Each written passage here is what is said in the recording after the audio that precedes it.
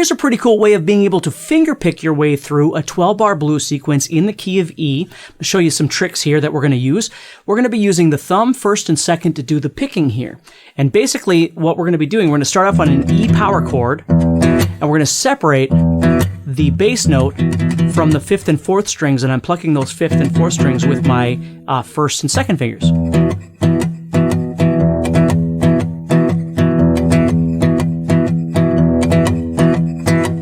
Kind of get an old school blues sound there. Then I'm going to add in a lick. So I'm adding in right there, I'm going from the 3 to the 4, 3rd to 4th fret with my middle and 3rd fingers.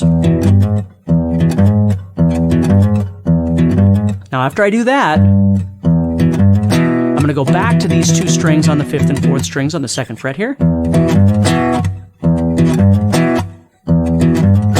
Okay. Then what I'm going to do is I'm going to head over and I'm going to pluck the 5 of the 5th string here with my pinky, and then the 2, which is still part of that bar that I'm doing right here. So you hear both notes at the same time. And then what I'm going to do, I'm going to go back to the 0 in between.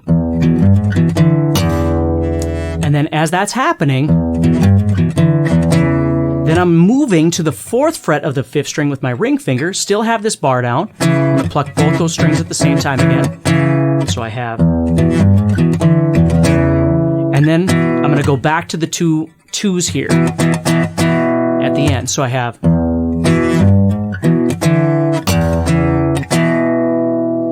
That's how the pattern goes over all 3 chord changes. Although there is some subtlety that I want to explain to you. So I have.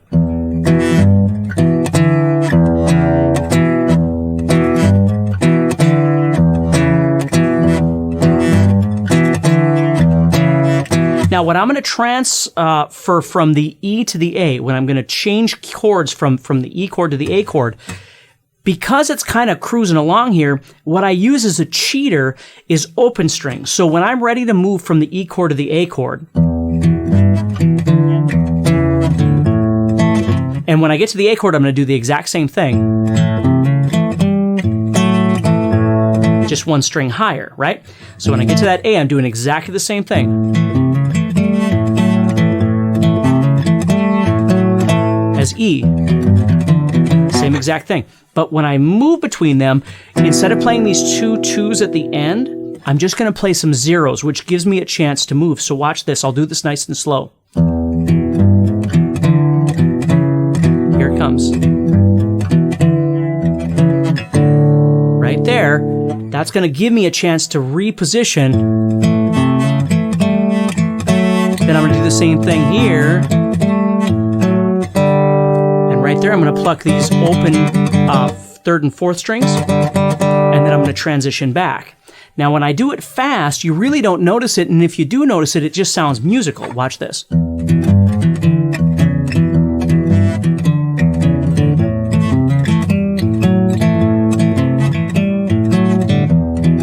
See, you don't really notice it, and even if you do, again, it sounds fine.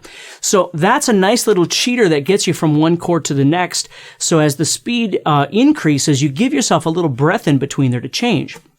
Now, the weird chord to do this over is the 5 chord or the B chord, because we don't have enough fingers. So what we're going to do here is, instead of trying to go to an open string, which we don't have, we're going to play these, and then we're going to shift up. We're just going to simplify it. So we're going to go, we've got our little hammer-on, just like this. We're going from 5 to 6 on the 5th string. And then I'm going to these middle 2 strings at the 4th fret. And then here, I'm just playing those middle 2 strings the entire time. Okay, instead of trying to go off to an open string that I don't have. And then A. Again, at the end, if I don't have time, I'm just going to go open. And then I switch down. And then I just ended on a B7. However you'd like. So let me play the whole thing nice and slow for you.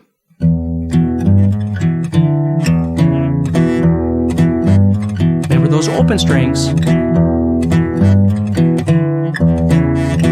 Here comes my transition. So right there, I can hit any of these strings open, just something open to give me a chance.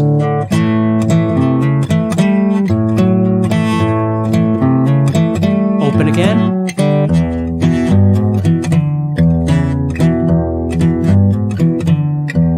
Sorry, I'm thinking about the next one coming. I'm playing slow here. So then I go to the 5, and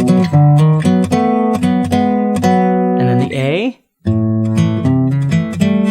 open, because I'm switching back, right? So again, as I play it faster now, you're going to get the feel of this. Here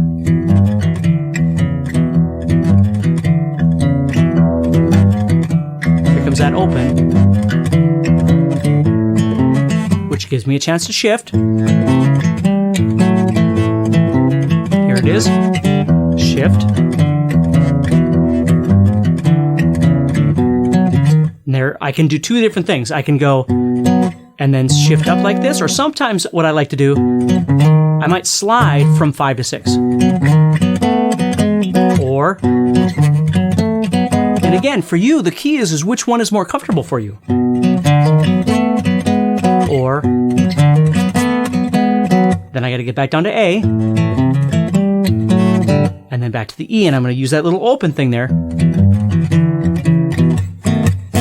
Now, you don't have to use the open strings like I'm doing. It's just a little idea, a little cheer if you've never done that before. If you're playing it really slow, you probably don't need to do that. But as it gets faster, sometimes your fingers will kind of fumble over each other, or it'll sound very robotic, trying to wait till the very last second to shift. So what players do a lot of times is you just add those open strings in to try and make things sound a little bit more smooth and a bit more organic.